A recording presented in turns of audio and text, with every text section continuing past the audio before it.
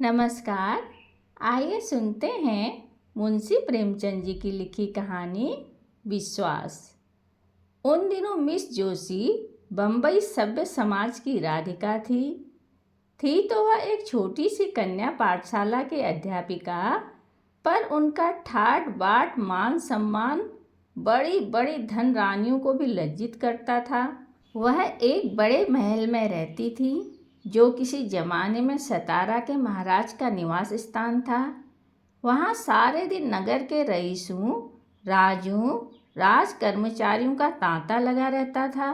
वह सारे प्रांत के धन और कीर्ति के उपासकों की देवी थी।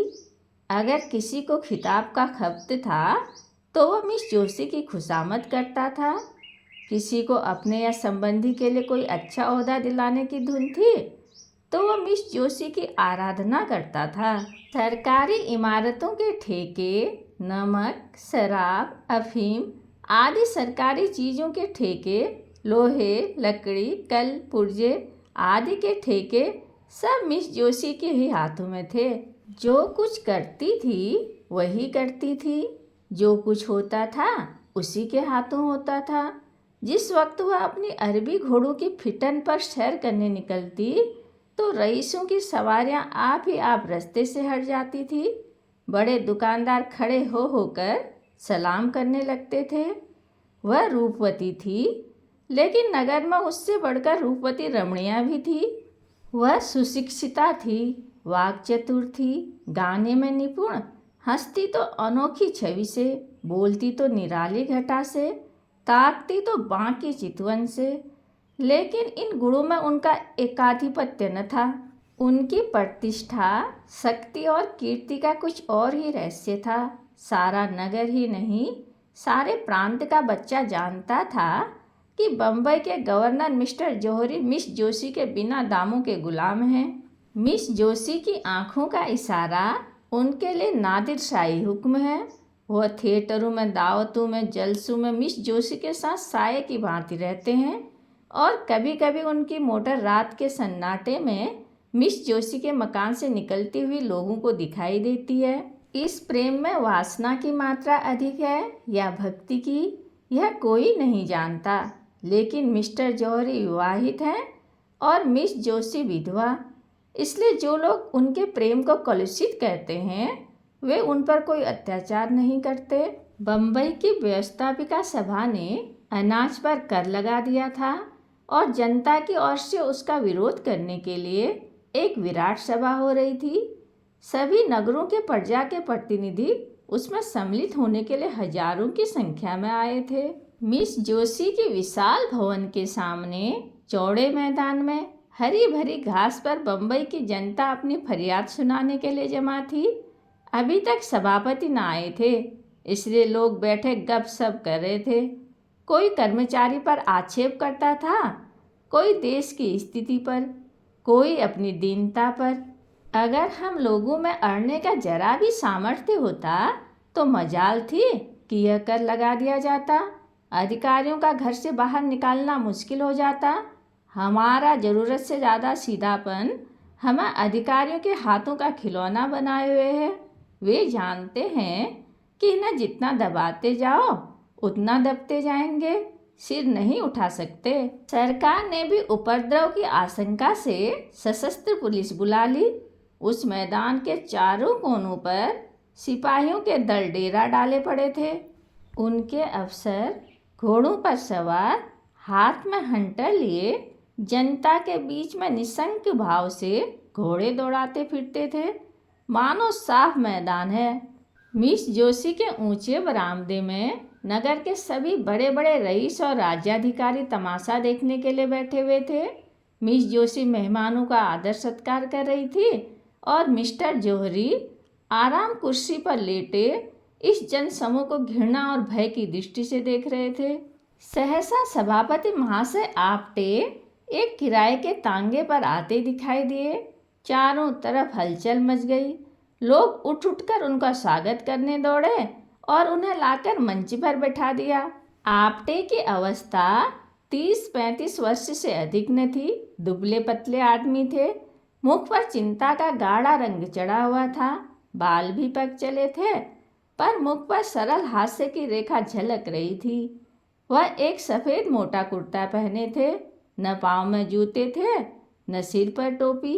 इस अर्धनग्न दुर्बल निस्तेज प्राणी में न जाने कौन सा जादू था कि समस्त जनता उनकी पूजा करती थी।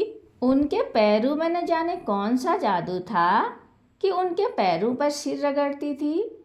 इस एक प्राणी के हाथों में इतनी शक्ति थी कि वह क्षण मात्र में सारे मिलों को बंद करवा सकता था। अधिकारियों को उसके भय से नींद न आती थी, रात को सोते सोते चौंक पड़ते थे। उससे ज़्यादा भयंकर जंतु अधिकारियों की दृष्टि में दूसरा न था। ये प्रचंड शासन शक्ति उस एक हड्डी के आदमी से थर थर कांपती थी, क्योंकि उस हड्डी में एक पवित्र, निष्कलंक, बलवान और दिव्य आत्मा का निवास था। आपटे ने मंच पर खड़े होकर पहले जनता को शांत चित्त रहने और अहिंसा व्रत पालन करने का आदेश दिया। फिर देश में राजनीतिक स्थिति का वर्णन करने लगे।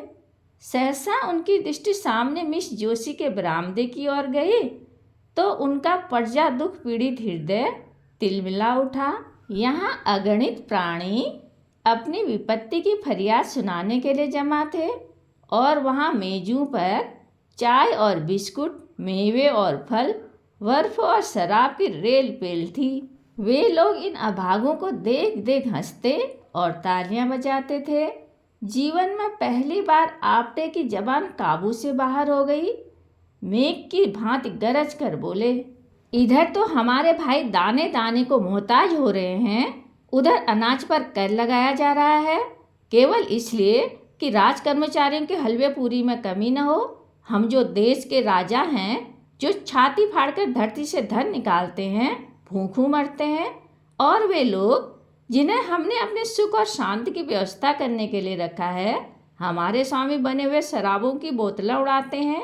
कितनी अनोखी बात है कि स्वामी भूखों मरें और सेवक शराबें उड़ाएं, मेवे खाएं और इटली और स्पेन की मिठाइयाँ चलें। यह किसका अपराध है? क्या सेवकों का? नहीं, कदापि नहीं। हमारा ही अपराध है कि हमने अपने सेवकों को इतना अधिकार दे रखा है। आज हम उच्च स्वर से कह देना चाहते हैं कि हम यह क्रूर और कुटिल व्यवहार नहीं सह सकते। यह हमारे लिए असहाय है कि हम और हमारे बाल बच्चे दानों को तरसें और कर्मचारी लोग विलास में डूबे हुए हमारे करुण क्रंदन की जरा भी परवाह न करते हुए व्यवहार करें। यह असहाय है कि हमारे घरों में चूल्हा न जले और कर्मचारी लोग थिएटरों में ऐश करें, नाच रंग की महफिलें सजाएं, दावतें उड़ाएं, वेश्याओं पर कंचन की वर्षा करें। संसार में और ऐसा कौन ऐसा देश होगा जहां प्रजा तो भूखी मरती हो और प्रधान कर्मचारी अपने प्रेम कीड़ा में मग्न हो, जहां स्त्रियां गलियों में ठोकरें खाती फिरती हों और अध्यापिकाओं का वेश धारण करने वाली वेश्याएं आमोद प्रमोद के नशे में चूर हों। एकाएक सशस्त्र सिपाहियों के दल में हलचल पड़ गई। उनका अफसर हुक्म दे रहा था, सभा भंग कर दो, नेताओं को पकड़ लो, कोई न जाने पाए। यह विद्रोहात्मक व्याख्यान है। मिस्टर जौहरी ने पुलिस के अफसर को इशारे पर बुलवाकर कहा, और किसी को गिरफ्तार करने की जरूरत नहीं, आपटे ही को पकड़ो, वही हमारा शत्रु है। पुलिस ने डंडे चलाने शुरू किए और कई सिपाहियों के साथ जाकर अफसर ने आपटे को गिरफ्तार कर लिया। जनता ने त्योरियां बदली। अपने प्यारे नेता को यूं गिरफ्तार होते देख उनका धैर्य हाथ से जाता रहा। लेकिन उसी वक्त आपटे की ललकार सुनाई दी, तुमने अहिंसा व्रत लिया है और अगर किसी ने उस व्रत को तोड़ा तो उसका दोष मेरे सिर होगा। मैं तुमसे सविनय अनुरोध करता हूँ कि अपने अपने घर जाओ। अधिकारियों ने वही किया जो हम समझते थे। इस सभा से हमारा जो उद्देश्य था वह पूरा हो गया। हम यहाँ बलवा करने नहीं, केवल संसार की नैतिक सहानुभूति प्राप्त करने के लिए जमा हुए थे और हमारा उद्देश्य पूरा हो गया। एक क्षण में सभा भंग हो गई और आपटे पुलिस के हवालात में भेज दिए गए। मिस्टर जौहरी ने कहा, बच्चा बहुत दिनों के बाद पंजे में आया है। राजद्रोह का मुकदमा चलाकर कम से कम 10 साल के लिए अंडमान भेजूंगा। मिस जोशी, इससे क्या फ़ायदा? क्यों? उसको अपने किए की सज़ा मिल जाएगी। लेकिन सोचिए, हमें इसका कितना मूल्य देना पड़ेगा। अभी जिस बात को गिने गिनाए लोग जानते हैं वह सारे संसार में फैलेगी और हम कहीं मुँह दिखाने लायक नहीं रहेंगे। आप अखबारों में संवाददाताओं की ज़बान तो नहीं बंद कर सकते। कुछ भी हो, मैं इसे जेल में सड़ाना चाहता हूँ। कुछ दिनों के लिए तो चैन की नींद नसीब होगी। बदनामी से डरना ही व्यर्थ है। हम प्रांत के सारे समाचार पत्रों को अपने सदाचार का राग अलापने के लिए मोल ले सकते हैं। हम प्रत्येक लांछन को झूठ साबित कर सकते हैं। आपटे पर मिथ्या दोषारोपण का अपराध लगा सकते हैं। मैं इससे सहज उपाय बतला सकती हूँ। आप आपटे को मेरे हाथ में छोड़ दीजिए।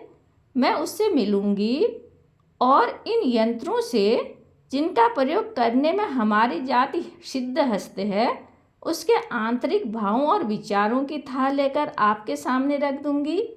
मैं ऐसे प्रमाण खोज निकालना चाहती हूँ जिनके उत्तर में उसे मुंह खोलने का साहस न हो और संसार की सहानुभूति उसके बदले हमारे साथ हो।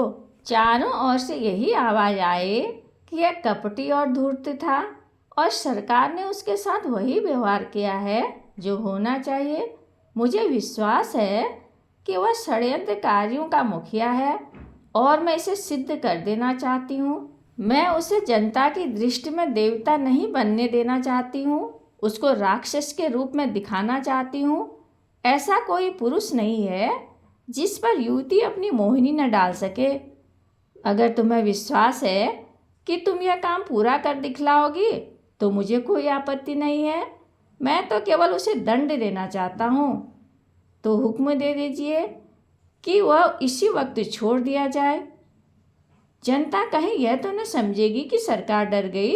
नहीं, मेरे ख्याल में तो जनता पर इस व्यवहार का अच्छा असर पड़ेगा। लोग समझेंगे कि सरकार ने जनमत का सम्मान किया है। लेकिन तुम्हें उसके घर जाते लोग देखेंगे तो मन में क्या कहेंगे? नकाब डालकर जाऊंगी, किसी को कानों कान खबर न होगी। मुझे तो अब भी भय है कि वह तुम्हें संदेह की दृष्टि से देखेगा और तुम्हारे पंजे में न आएगा। लेकिन तुम्हारी इच्छा है तो आजमा देखो। यह कहकर मिस्टर जौहरी ने मिस जोशी को प्रेममय नेत्रों से देखा, हाथ मिलाया और चले गए। आकाश पर तारे निकले हुए थे। चैत की शीतल सुखद वायु चल रही थी। सामने के चौड़े मैदान में सन्नाटा छाया हुआ था। लेकिन मिस जोशी को ऐसा मालूम हुआ मानो आपटे मंच पर खड़ा बोल रहा है। उसका शांत सौम्य विषादमय स्वरूप उसकी आंखों में समाया हुआ था। प्रातःकाल मिस जोशी अपने भवन से निकली, लेकिन उसके वस्त्र बहुत साधारण थे और आभूषण के नाम पर शरीर पर एक धागा भी न था। अलंकार विहीन होकर उसकी छवि स्वच्छ जल की भांति और भी निखर गई। उसने सड़क पर आकर एक तांगा लिया और चली। आपटे का मकान गरीबों के एक दूर के मोहल्ले में था। तांगे वाला मकान का पता जानता था, कोई दिक्कत न हुई। मिस जोशी जब मकान के द्वार पर पहुंची तो न जाने क्यों उसका दिल धड़क रहा था। उसने कांपते हाथों से कुंडी खटखटाई। एक अधेड़ औरत निकलकर द्वार खोल दिया। मिस जोशी उस घर की सादगी देख दंग रह गई। एक किनारे चारपाई पड़ी हुई थी, एक टूटी अलमारी में कुछ किताबें चुनी हुई थी, फर्श पर लिखने का डेस्क था और एक रस्सी की अलगनी पर कपड़े लटक रहे थे। कमरे के दूसरे हिस्से में एक लोहे का चूल्हा था और खाने के बर्तन पड़े हुए थे। एक लंबा तगड़ा आदमी जो उसी अधेड़ औरत का पति था बैठा एक टूटे हुए ताले की मरम्मत कर रहा था और एक 5-6 वर्ष का तेजस्वी बालक आपटे की पीठ पर चढ़ने के लिए उसके गले में हाथ डाल रहा था। आपटे उसी लोहार के साथ उसी घर में रहते थे। समाचार पत्रों के लेख लिखकर जो कुछ मिलता उसे दे देते और इस भांति गृह प्रबंध की चिंताओं से छुट्टी पाकर जीवन व्यतीत करते थे। मिस जोशी को देखकर आपटे जरा चौंके, फिर खड़े होकर उनका स्वागत किया और सोचने लगे कि कहाँ बैठा हूँ। अपनी दरिद्रता पर आज उन्हें जितनी लाज आई उतनी और कभी ना आई थी। मिस जोशी उनका असमंजस देखकर चारपाई पर बैठ गई और जरा रुखाई से बोली, मैं बिना बुलाए आपके यहाँ आने के लिए क्षमा मांगती हूँ, किंतु काम ऐसा जरूरी था कि मेरे आए बिना पूरा न हो सकता। क्या मैं 1 मिनट के लिए आपसे एकांत में मिल सकती हूँ? आपटे ने जगन्नाथ की ओर देखकर कमरे से बाहर चले जाने का इशारा किया। उसकी स्त्री भी बाहर चली गई, केवल बालक रह गया। वह मिस जोशी की ओर बार बार उत्सुक आंखों से देखता था, मानो पूछ रहा हो कि तुम आपटे दादा की कौन हो। मिस जोशी ने चारपाई से उतरकर जमीन पर बैठते हुए कहा, आप कुछ अनुमान कर सकते हैं कि इस वक्त क्यों आई हूँ? आपटे ने झेंपते हुए कहा, आपकी कृपा के सिवा और क्या कारण हो सकता है? मिस जोशी, नहीं, संसार इतना उदार नहीं हुआ कि आप जिसे गालियाँ दें वह आपको धन्यवाद दे। आपको याद है कि कल आपने अपने व्याख्यान में मुझ पर क्या क्या आक्षेप किए थे? मैं आपसे जोर देकर कहती हूँ कि वे आक्षेप करके आपने मुझ पर घोर अत्याचार किया है। आप जैसे सहृदय, शीलवान, विद्वान आदमी से मुझे ऐसी आशा न थी। मैं अबला हूँ, मेरी रक्षा करने वाला कोई नहीं है। क्या आपको उचित था कि एक अबला पर मिथ्या आरोप करें? अगर मैं पुरुष होती तो आपसे ड्यूल खेलने का आग्रह करती। अबला हूँ, इसलिए आपकी सज्जनता को स्पष्ट करना ही मेरे हाथ में है। आपने मुझ पर जो लांछन लगाए हैं वे सर्वथा निर्मूल हैं। आपटे ने दृढ़ता से कहा, अनुमान तो बाहरी परमाणु से ही किया जाता है। मिस जोशी, बाहरी परमाणु से आप किसी के अंतस्तल की बात नहीं जान सकते। आपटे, जिसका भीतर बाहर एक न हो उसे देखकर भ्रम में पड़ जाना स्वाभाविक है। मिस जोशी, हाँ, तो वह आपका भ्रम है और मैं चाहती हूँ कि आप उस कलंक को मिटा दें जो आपने मुझ पर लगाया है। आप उसके लिए प्रायश्चित करेंगे? आपटे, अगर न करूँ तो मुझसे बड़ा दुरात्मा संसार में न होगा। मिस जोशी, आप मुझ पर विश्वास करते हैं?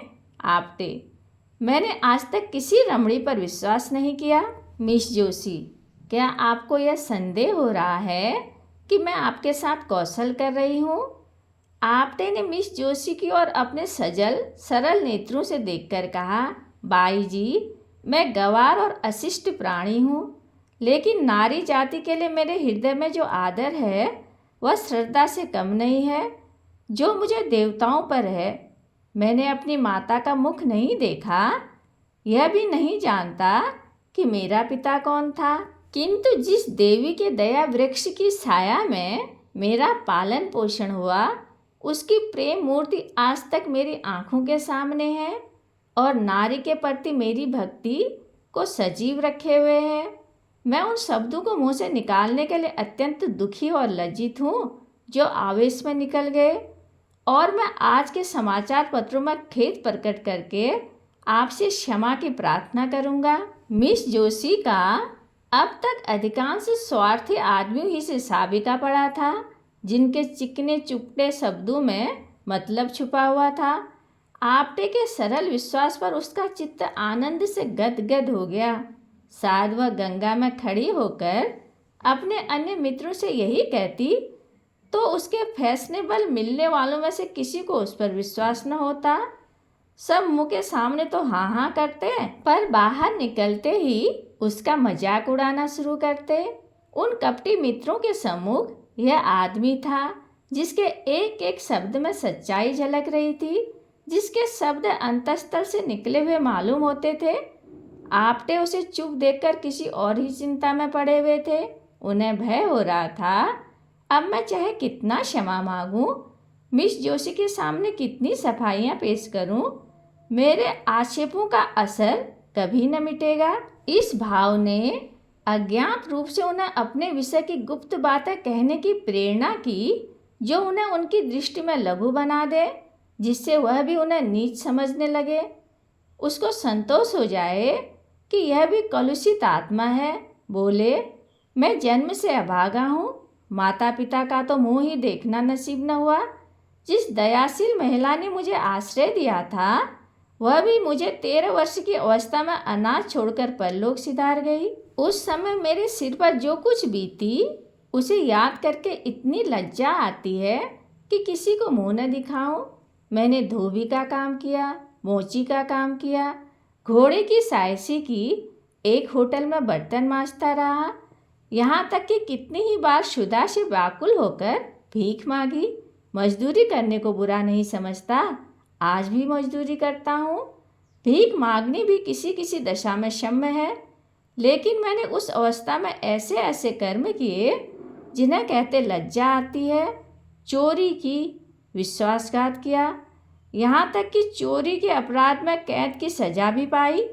मिस जोशी ने सजल नयन होकर कहा, आज यह सब बातें मुझसे क्यों कह रहे हैं? मैं इसका उल्लेख करके आपको कितना बदनाम कर सकती हूँ, इसका आपको भय नहीं है?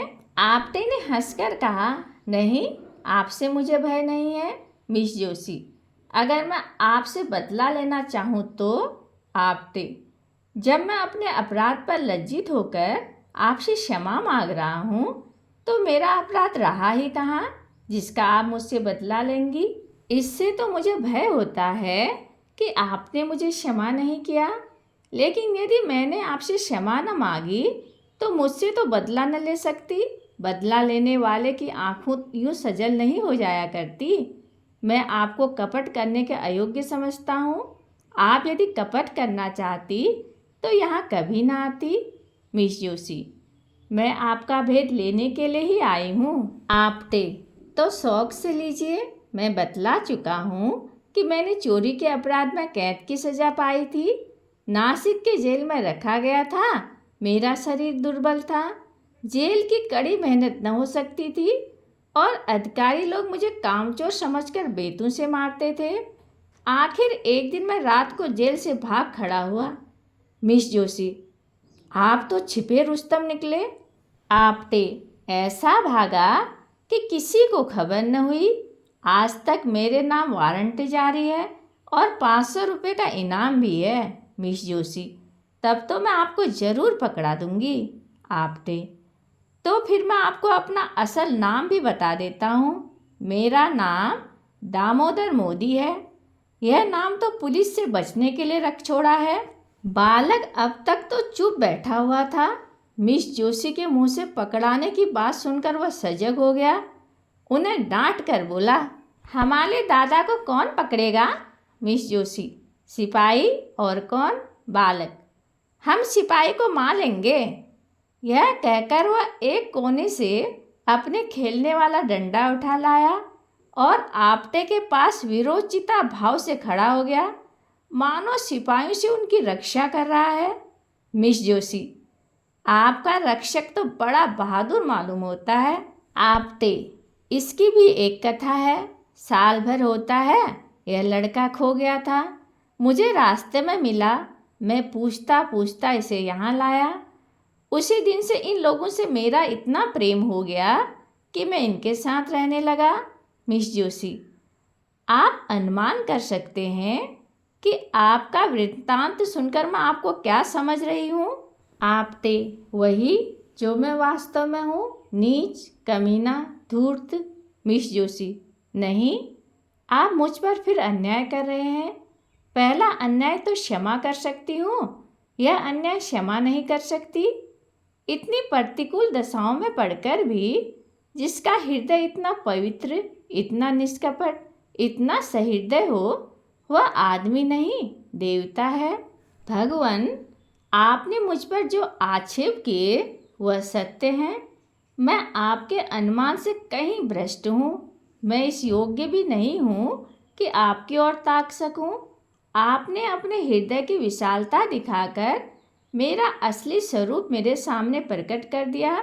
मुझे क्षमा कीजिए, मुझ पर दया कीजिए।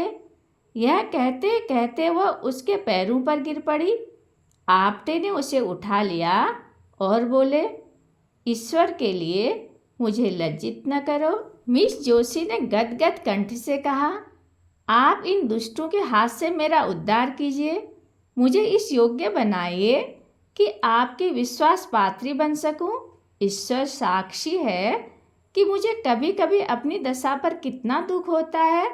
मैं बार बार चेष्टा करती हूँ कि अपनी दशा सुधारूं, इस विलासिता के जाल को तोड़ दूं जो मेरी आत्मा को चारों तरफ से जकड़े हुए है। पर मेरी दुर्बल आत्मा अपने निश्चय पर स्थित नहीं रहती। मेरा पालन पोषण जिस ढंग से हुआ उसका यह परिणाम होना स्वाभाविक सा मालूम होता है। मेरी उच्च शिक्षा ने गृहिणी जीवन से मेरे मन में घृणा पैदा कर दी। मुझे किसी पुरुष के अधीन रहने का विचार अस्वाभाविक जान पड़ता था। मैं गृहिणी की जिम्मेदारियों और चिंताओं को अपनी मानसिक स्वाधीनता के लिए विष तुल्य समझती थी। मैं तर्क बुद्धि से अपने स्त्रीत्व को मिटा देना चाहती थी। मैं पुरुषों की भांति स्वतंत्र रहना चाहती थी। क्यों किसी की पाबंद होकर रहूं? क्यों अपनी इच्छाओं को किसी व्यक्ति के सांचे में ढालूं? क्यों किसी को यह अधिकार दूं कि तुमने यह क्यों किया, वह क्यों किया? दाम्पत्य मेरे निगाह में तुच्छ वस्तु थी। अपने माता पिता की आलोचना करना मेरे लिए उचित नहीं। ईश्वर उन्हें सद्गति दे। उनकी राय किसी बात पर न मिलती थी। पिता विद्वान थे, माता के लिए काला अक्षर भैंस बराबर था। उनमें रात दिन विवाद होता रहता था। पिताजी ऐसी स्त्री से विवाह हो जाना अपने जीवन का सबसे बड़ा दुर्भाग्य समझते थे। वह यह कहते कभी न थकते थे कि तुम मेरे पाँव की बेड़ी बन गई, नहीं तो मैं न जाने कहाँ उड़कर पहुँचा होता। उनके विचार में सारा दोष माता की अशिक्षा के सिर था। वह अपनी एकमात्र पुत्री को मूर्खा माता से के संसर्ग से दूर रखना चाहते थे। माता कभी मुझसे कुछ कहती तो पिताजी उन पर टूट पड़ते। तुमसे कितनी बार कह चुका कि लड़की को डांटो मत, वह स्वयं अपना भला बुरा सोच सकती है। तुम्हारे डांटने से उसके आत्मसम्मान को कितना धक्का लगेगा, यह तुम जान सकती। आखिर माताजी ने निराश होकर मुझे मेरे हाल पर छोड़ दिया और कदाचित इसी शोक में चल बसी। अपने घर की अशांति देखकर मुझे विवाह से और भी घृणा हो गई। सबसे बड़ा असर मुझ पर मेरे कॉलेज की लेडी प्रिंसिपल का हुआ, जो स्वयं अविवाहिता थी। मेरा तो अब यह विचार है कि युवकों की शिक्षा का भार केवल आदर्श चरित्रों पर रखना चाहिए। विलास में रत कॉलेजों में शौकीन प्रोफेसर विद्यार्थियों पर कोई अच्छा असर नहीं डाल सकते। मैं इस वक्त ऐसी बात आपसे कह रही हूँ, पर अभी घर जाकर यह सब भूल जाऊंगी। मैं जिस संसार में हूँ उसकी जलवायु भी दूषित है। वहाँ सभी मुझे कीचड़ में लथपथ देखना चाहते हैं। मेरे विलासक्त रहने में ही उनका स्वार्थ है। आप वह पहले आदमी हैं जिसने मुझ पर विश्वास किया है, जिसने मुझसे निष्कपट व्यवहार किया है। ईश्वर के लिए अब मुझे भूल न जाइएगा। आपटे ने मिस जोशी की ओर वेदनापूर्ण दृष्टि से देखकर कहा, अगर मैं आपकी कुछ सेवा कर सकूं तो यह मेरे लिए सौभाग्य की बात होगी। मिस जोशी, हम सब मिट्टी के पुतले हैं, कोई निर्दोष नहीं। मनुष्य बिगड़ता है तो परिस्थितियों से या पूर्व संस्कारों से। परिस्थितियों का त्याग करने से ही बच सकते हैं। संस्कारों से गिरने वाले मनुष्य का मार्ग इससे कहीं कठिन है। आपकी आत्मा सुंदर और पवित्र है, केवल परिस्थितियों ने इसे कोहरे की भांति ढक दिया है। अब विवेक का सूर्य उदय हो गया है।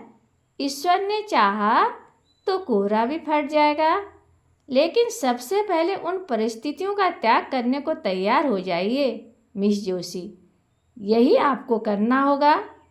आपटे ने चुपती हुई निगाहों से देखकर कहा, वैद्य रोगी को जबरदस्ती दवा पिलाता है। मिस जोशी, मैं सब कुछ करूँगी। मैं कड़वी से कड़वी दवा पीऊँगी यदि आप पिलाएंगे। कल आप मेरे घर आने की कृपा करेंगे शाम को। आपटे, अवश्य आऊँगा।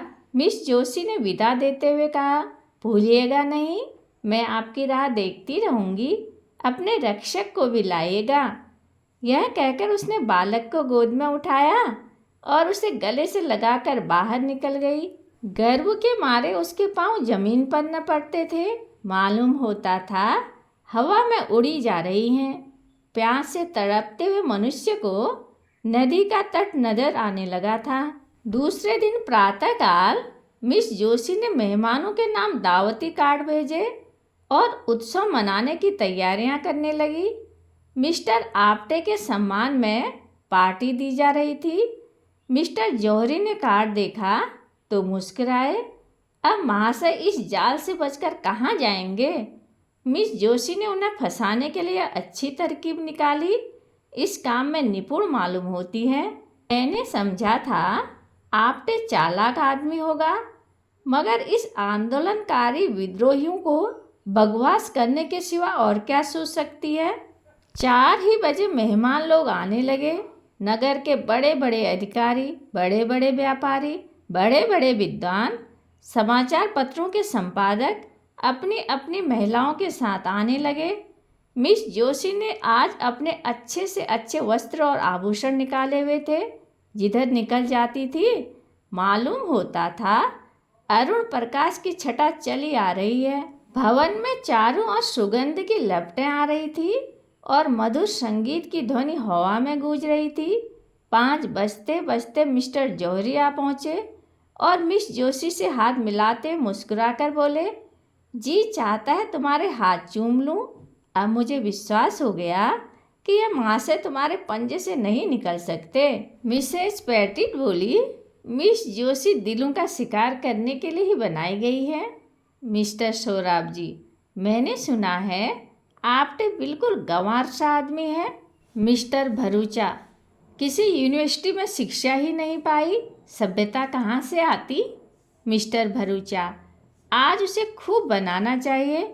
महंत वीरभद्र दाढ़ी के भीतर से बोले, मैंने सुना है नास्तिक है, वर्णाश्रम धर्म का पालन नहीं करता। मिस जोशी, नास्तिक तो मैं भी हूँ, ईश्वर पर मेरा भी विश्वास नहीं है। महंत, आप नास्तिक हो, पर आप कितने ही नास्तिकों को आस्तिक बना देती हैं। मिस्टर जौहरी, आपने लाख की बात कही महंती जी। मिसेज भरूचा, क्यों महंती जी, आपको मिस जोशी ही ने आस्तिक बनाया है क्या? सहसा आपटे लोहार के बालक की उंगली पकड़े हुए भवन में दाखिल हुए। वह पूरे फैशनेबल रईस बने हुए थे। बालक भी किसी रईस का लड़का मालूम होता था। आज आपटे को देखकर लोगों को विदित हुआ कि वह कितना सुंदर सजीला आदमी है। मुख से शौर्य निकल रहा था, पोर पोर से शिष्टता झलकती थी। मालूम होता था वह इसी समाज में पला है। लोग देख रहे थे कि वह कहीं चूके और तालियां बजाए, कहीं कदम फिसले और कह लगाए, पर आपटे मजे हुए खिलाड़ी की भांति जो कदम उठाता था वह सदा हुआ, जो हाथ दिखलाता था वह जमा हुआ। लोग उसे पहले तुच्छी समझते थे, अब उससे ईर्ष्या करने लगे। उस पर फब्तियाँ उड़नी शुरू की। लेकिन आपटे इस कला में भी एक ही निकला। बात मुँह से निकली और उसने जवाब दिया, पर उसके जवाब में मालिन्य या कटुता का लेश भी न होता था। उसका एक एक शब्द सरल, स्वच्छ, चित्त को प्रसन्न करने वाले भाव में डूबा होता था। मिस जोशी उनकी वाक्य चातुरी पर फूल उठती थी। सोराब जी, आपने किस यूनिवर्सिटी से शिक्षा पाई थी? आपटे, यूनिवर्सिटी में शिक्षा पाई होती तो आज मैं भी शिक्षा विभाग का अध्यक्ष होता। मिसेज भरूचा, मैं तो आपको भयंकर जंतु समझती थी। आपटे ने मुस्कुराकर कहा, आपने मुझे महिलाओं के सामने न देखा होगा। सहसा मिस जोशी अपने सोने के कमरे में गई और अपने सारे वस्त्राभूषण उतार फेंके। उनके मुख से शुभ्र संकल्प का तेज निकल रहा था। नेत्रों से दबी ज्योति प्रफुल्लित हो रही थी, मानो किसी देवता ने उसे वरदान दिया हो। उसने सजे हुए कमरे को घृणा से देखा, अपने आभूषणों के पैरों से ठुकरा दिया और एक मोटी साड़ी पहनकर बाहर निकली। आज प्रातःकाल ही उसने यह साड़ी मंगा ली थी। उसे इस नए वेश में देखकर सब लोग चकित हो गए। काया पलट कैसी? सहसा किसी की आंखों को विश्वास न आया। किंतु मिस्टर जौहरी बगले झांकने लगे।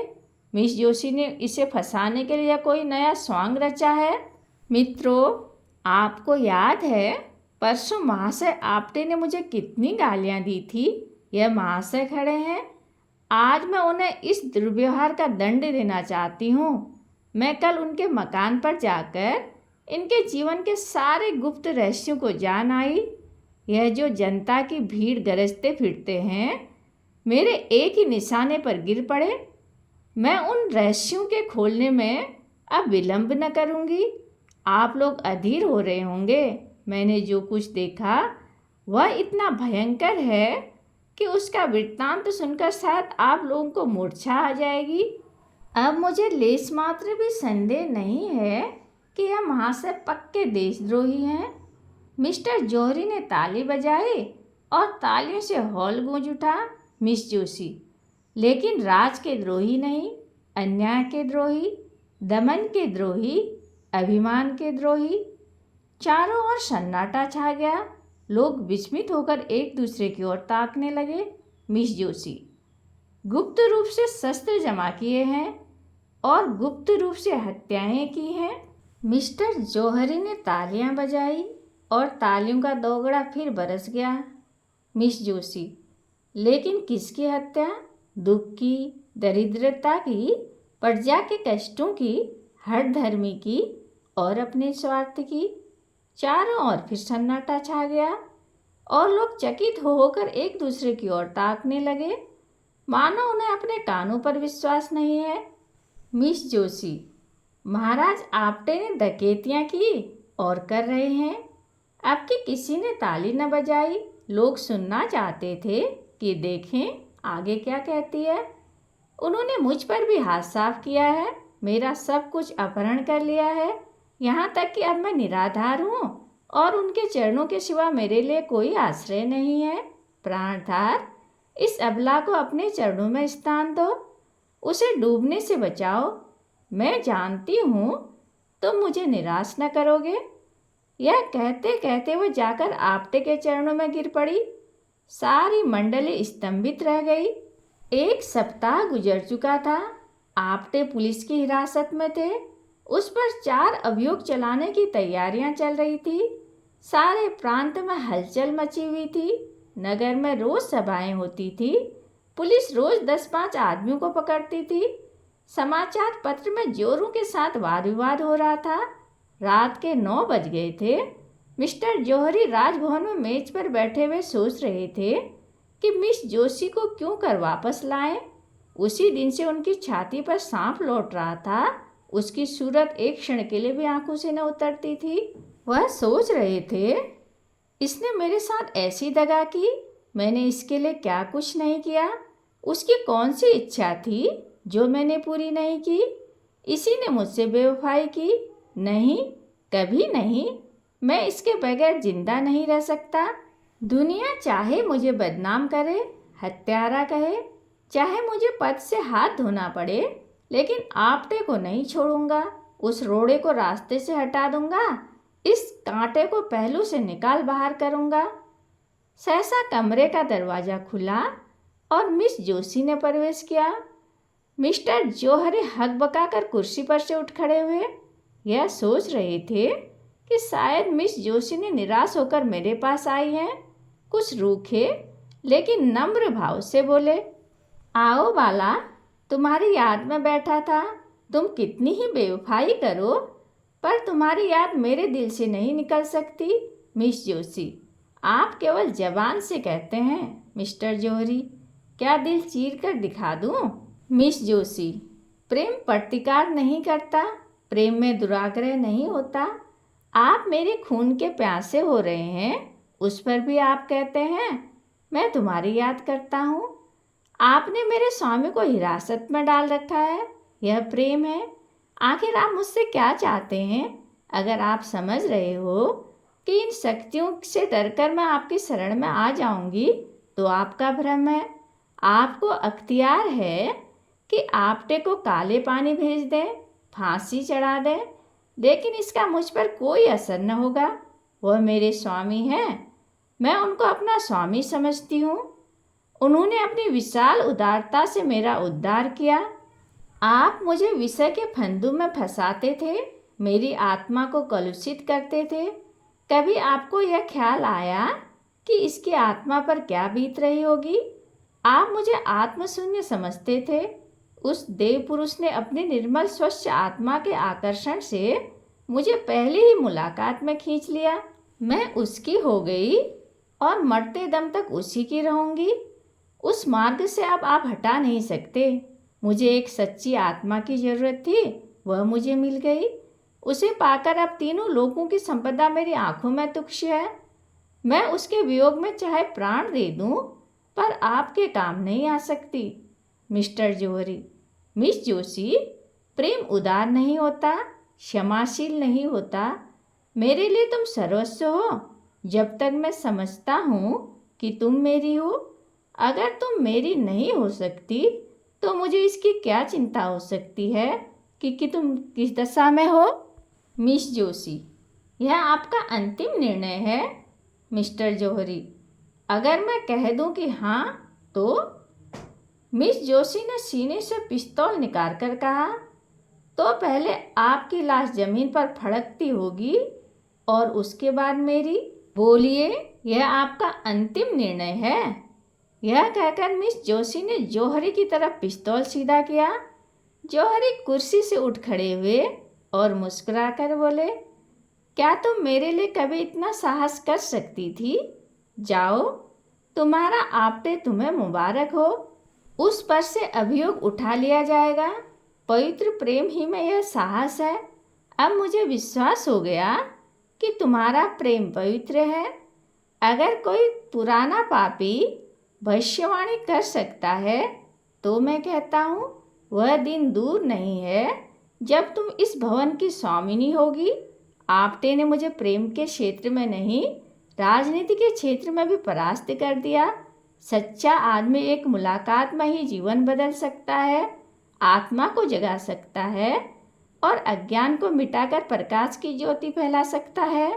यह आज सिद्ध हो गया। कहानी सुनने के लिए धन्यवाद।